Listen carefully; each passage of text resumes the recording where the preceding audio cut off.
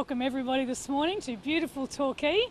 I'm Stephanie Asher, the Liberal candidate for Corangamite, and I'd really like to introduce and welcome our Treasurer Josh Frydenberg this morning and Senator Sarah Henderson and a wonderful local business owner, Scott, that I'll introduce you to further in a moment. Firstly, I'd just like to say it's just fantastic to be here. I'm really excited about delivering for the community and talking about jobs today, which I'm sure the Treasurer will tell you more about in a moment. But just now, Scott is somebody that I've been speaking to about the success of JobKeeper for his business and some expansion programs that he's going into. So I'd like to hand over to Scott to say a few words. Okay, thanks Steph, it's great to be here. Yeah, I've had a small business in the Torquay region for 18 years and always had plenty of work up until the lockdown when 80% of our business shut down. And if it wasn't for the federal JobKeeper program, my business probably would have struggled to continue. So now things have opened up, our business is expanding and we're looking at growing. We just started in the Gold Coast in Queensland and looking to expand into other parts of Victoria and Queensland and New South Wales. So yeah, business is looking good. Yeah, congratulations. Yeah, it's really exciting, well done. Okay, thanks. Thanks, Josh. Hand over to Josh Frydenberg. Welcome, Josh. Well, thanks very much, Steph. It is great to be here in Torquay with the Liberal Party's candidate for Corangamite in Steph Asher. As the Mayor of Geelong, she has delivered for her local community. She's a passionate, positive voice for her local community, and she will continue to work hard for her local community. It's also great to be here with Sarah Henderson, our Senator for Victoria and somebody who knows this area very well. Again, another very strong and powerful voice for this local community. And it's great to meet you, Scott, and to hear firsthand how JobKeeper helped save your business and kept people in work. JobKeeper was a remarkable program. It supported and saved more than 700,000 jobs. 1 million businesses were supported through JobKeeper. And to hear now that you are growing your business, you've not just kept your workers on, you're actually looking to expand it, is really a tribute to you, to your staff, but also to the enterprise and the spirit of small business. And the Morrison government is backing everyday small business with lower tax rates for small business, with cutting red tape for small business, with business investment incentives for small business, and obviously through this pandemic, many initiatives to support small business like JobKeeper and the cash flow boost. Well, here in Torquay, we're talking today about jobs. And the latest jobs data is showing that around 500,000 jobs have been created since September. Australia is experiencing a jobs boom, with the unemployment rate falling to around a 13-year low at 4.6%. Let's not forget that when Labor last left office, unemployment was at 5.7%. And they said in their own words, the key test for the Morrison government's management of the pandemic would be what happens to unemployment. And unemployment has fallen to 4.6%. Even when we brought emergency support like JobKeeper to an end, we've seen unemployment fall even lower. And now 180,000 more Australians are in work today than at the start of the pandemic. So while the United States and the United Kingdom, Canada, Japan, Germany have all seen their unemployment rates go up since the start of the pandemic, Australia has seen its unemployment rate come down. And what we've done so far through this pandemic here in Australia is avoid a repeat of the experience of the recessions that we had in the 1980s and the 1990s, where unemployment stayed elevated for a long time. In fact, it took between 8 and 10 years for the unemployment rate to come back down to where it was going into that recession. This time round, we've done it in a little over a year, and that's a tribute to 26 million Australians and their hard work. But we know that we're not out of the pandemic just yet, and the Omicron variant is a reminder of the challenges we face. But some of the medical data coming in is actually encouraging, that Omicron could be this bridge from the pandemic to the endemic. And what we mean by that is that it's 75% less severe than Delta. And we need to no longer focus on the number of cases, we need to focus on what's happening in our hospital system. And right now, there is 51 people who are on ventilators and around 150 people who are in ICU. That's out of a population of 26 million Australians. And we know that the majority of people who are in hospital are actually there because they've been unvaccinated. So it's a really important reminder to go out and get vaccinated, and if you're eligible, to go out and get your booster shot. And a large number of those people in hospital are also been getting the Delta variant, and now the Omicron variant looks to be overtaking the Delta variant. So some of that medical data that's coming through is encouraging. So we're not out of this pandemic, there is no room for complacency, and we need to lock in this economic recovery. But there is a great risk to this economic recovery and the strength of this recovery continuing. And that's the Labor Party and their hard left leader, Anthony Albanese. Just look at the history of Anthony Albanese. He's always stood for higher taxes. At the last election, he supported the retirees tax, the housing tax, the superannuation tax, the higher tax on income earners, and the tax on family small businesses. He was asked in the lead up to the last election about the government's plan for tax cuts, and he said they were for the top end of town. More politics of envy, more class war rhetoric. That's the real Anthony Albanese. So don't be fooled by this small target strategy that Labor is adopting. We need to know the real instincts of Anthony Albanese, and we're starting to get a glimpse. We saw it in a $6 billion cash splash to promise taxpayers' money to people who are getting the jab, even though they've already had the jab. And we've seen it in the scaremongering when we brought to an end JobKeeper, where he said the economic roof would come crashing down. Well, it didn't. And in fact, the unemployment rate is lower today, with more jobs being created on the horizon. So Australians can be confident and optimistic and hopeful in this year 2022. We know we've got some challenges ahead. We know that we will bind together as Australians, but we can also be very proud of what we're seeing with our economic recovery, and particularly this latest news with up to 500,000 new jobs being created since the start of September. I'll now hand over to Senator Sarah Henderson. Well, good morning, and I would also like to acknowledge our wonderful Liberal candidate for Corangamite, Stephanie Asher. Stephanie is an absolute go-getter who has a very strong, trusted and proven track record of delivery as the Mayor for Greater Geelong, and I'm so proud to be working with Stephanie, championing her work in our local community, and of course as we continue to drive our health and economic recovery. To the Treasurer, wonderful news today with the jobs recovery, the surging of employment in our region. We're seeing it on the ground here in Corangamite. And Scott, of course, is a great example of a small business which is thriving in difficult circumstances. And it's wonderful to see that Aussie Barbecue Cleaning has recently sold a franchise to the Gold Coast. Scott is looking to sell his franchises all around the nation. A great small business which is doing fantastic work here on the Surf Coast and right the way down to Lorne. And of course there are plenty of other opportunities, so please have a look at his business. It really is a fabulous example of a small business which is prospering, of course, with the support of JobKeeper.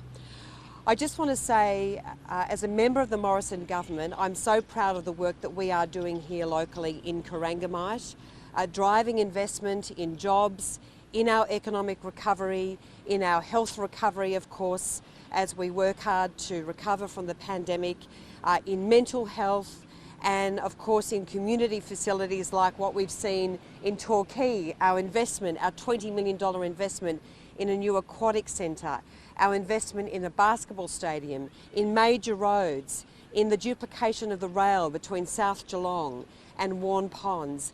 Stephanie has a huge focus on investing in better roads and rails, and of course we've got our wonderful Avalon Airport, also supported by the Morrison government, which helped Avalon go international. I do want to comment that I am concerned that two of the biggest projects in our region, the Howitzer Defence Project and also Fast Rail for Geelong, are under threat from an Albanese government if ever Anthony Albanese was to be elected. Unfortunately, we've seen Anthony Albanese announce fast rail between Melbourne and Brisbane, and quite shockingly, Geelong has been excluded under his plan. That's an absolute disgrace, and it's a reflection on the lack of commitment that Libby Coker and Richard Miles, the two local Labor members, have to our region. Of course, we know that Labor turned its back on the Howitzer project. It cancelled that contract back in 2012, and we've also seen no commitment to that $1 billion defence project, which is an absolute game changer for our region. So I want to congratulate Stephanie, a great champion for Corangamite, and I would ask everyone to get behind her at the next federal election. Over to you, Josh. Are there any questions? So Sarah, coming back to the fast rail thing, I got your email at 8 past midnight last night. I think you used the phrase utter contempt twice in the first two paragraphs. Yeah. Why is it utterly contemptible for Labor to be committing to Melbourne and Brisbane? Geelong's not between Melbourne and Brisbane. And that's the whole point, James. Yeah, but surely they can do two things at once. Well, regrettably, when we announced the $2 billion commitment to fast rail, you might recall before the last election, the Treasurer was with me and with the Prime Minister, that was a commitment never matched by Labor. Labor never committed to Geelong fast rail. And now we see Anthony Albanese announce this plan and exclude Geelong. It's an absolute disgrace, and it is a huge reflection on Richard Miles and Libby Coker's failure to fight for our region. They could not fight their way out of a brown paper bag. There was no reason why Labor could not have included Geelong in their plan. I mean, the plan is pathetic. $500 million is all that's been committed. That's half of what's been committed to the Warrnambool to Melbourne upgrade. So it is a shocking reflection on Labor's commitment to our region. And as we know, it's a very, very big project which will help drive our economic recovery and is vital infrastructure for our region. And under the Morrison government, a re-elected Morrison government, of course, that project will be going ahead in leaps and bounds. Josh, you would have probably seen the story in the ABC. I think it was this morning about how working holiday makers, the absence of working holiday makers, left a $3.2 billion hole in the Australian economy in 2020. How are we going to get those people back, which are really important for places like the Surf Coast?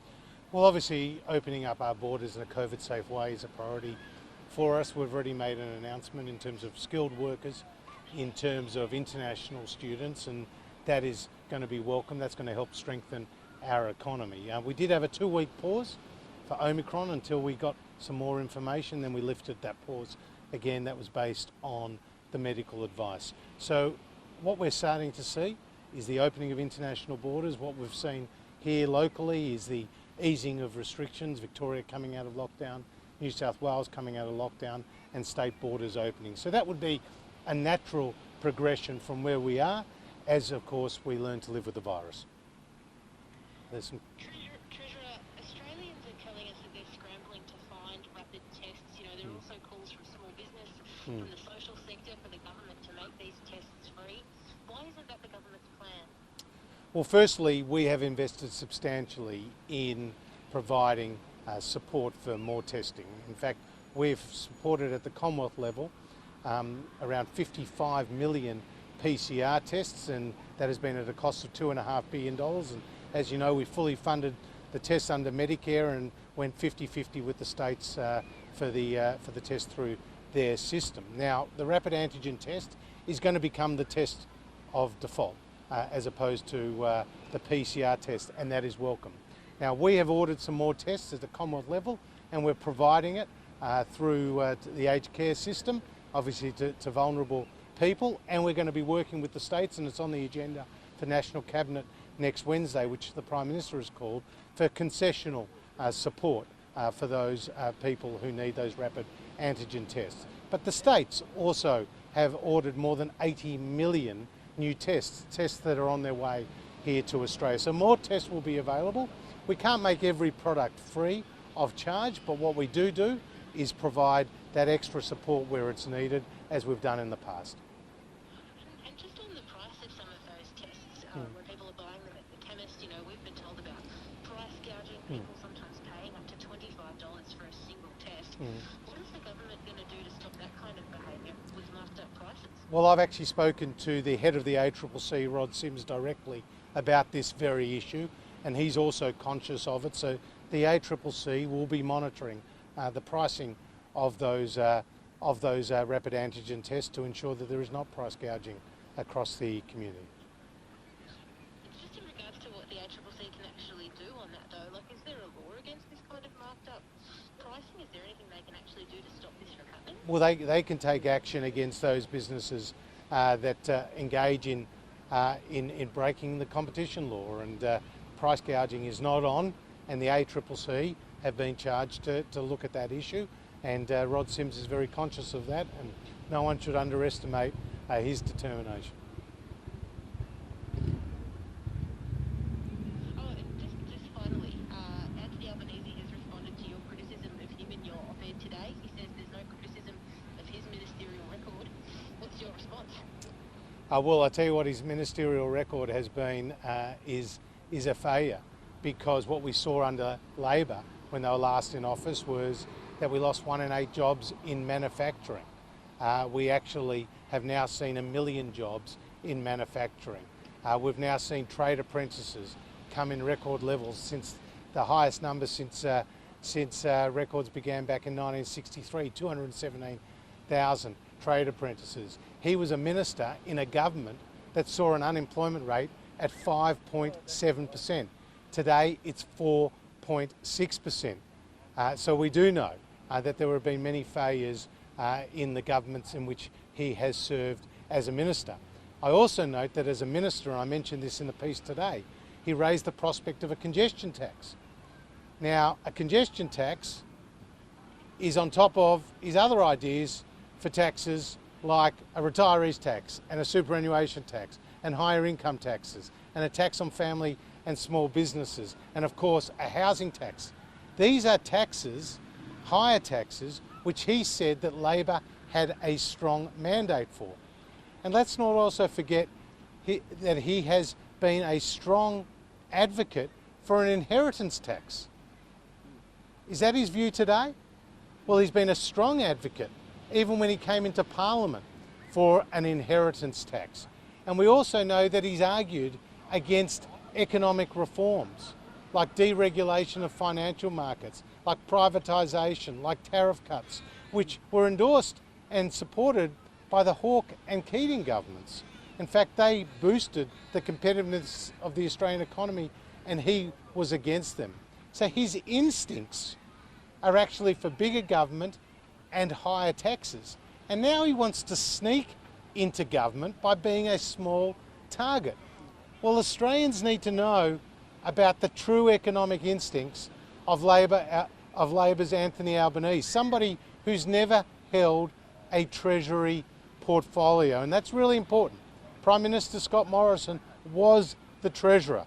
He's overseen tax cuts, more money into people's pockets. He believes in supporting aspirational Australians, whereas Anthony Albanese has always believed in attacking aspirational Australians.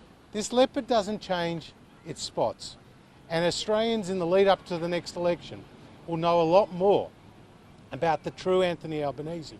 And even more recently, Anthony Albanese has promised a $6 billion cash splash to pay people to get the jab even though they've already had the jab. A policy which his shadow finance minister had to walk away from on insiders, and then his shadow treasurer, Jim Chalmers, also had to walk away from. And now, embarrassingly, Labor is seeking to hide that policy. And we also know that Anthony Albanese, in his own words, when JobKeeper was brought to an end, said that at more than $2 billion a month, it should be kept going indefinitely, even though since that time, more people have got into work and the unemployment rate has come down. So Anthony Albanese is damned by his own words. And I say to Anthony Albanese, let's have the next election about economic management, about commitment to lower taxes.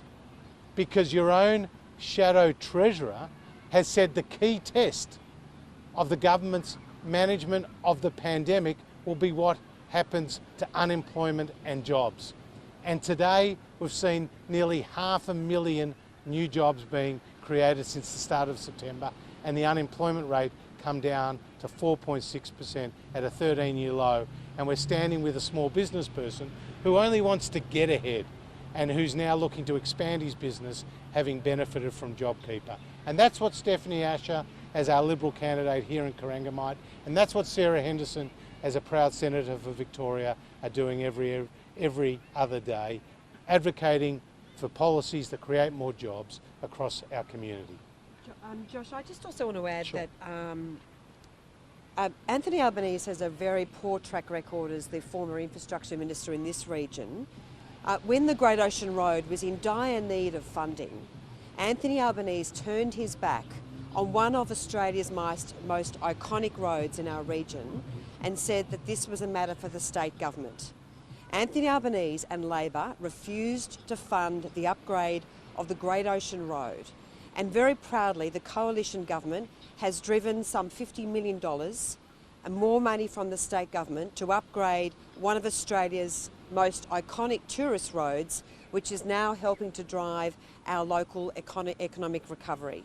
So even locally, whether it's rail upgrades, the duplication of the rail, which Anthony Albanese showed no interest in, between South Geelong and Warn Ponds, or the Great Ocean Road, Anthony Albanese and Labor locally have a very, very poor track record.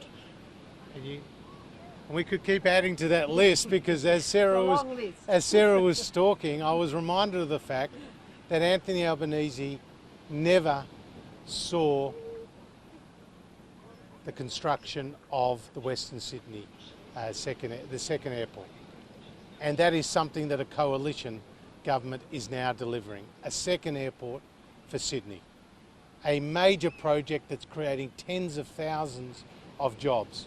But as infrastructure, Minister Anthony Albanese never had the courage to take that step, which was opposed by some at the time, no doubt, but to take that step to see the construction of a second airport in Sydney. And the Western Sydney Airport, now that the sod has been turned, is going to be a really important infrastructure project that will help drive the economic growth and productivity of our nation.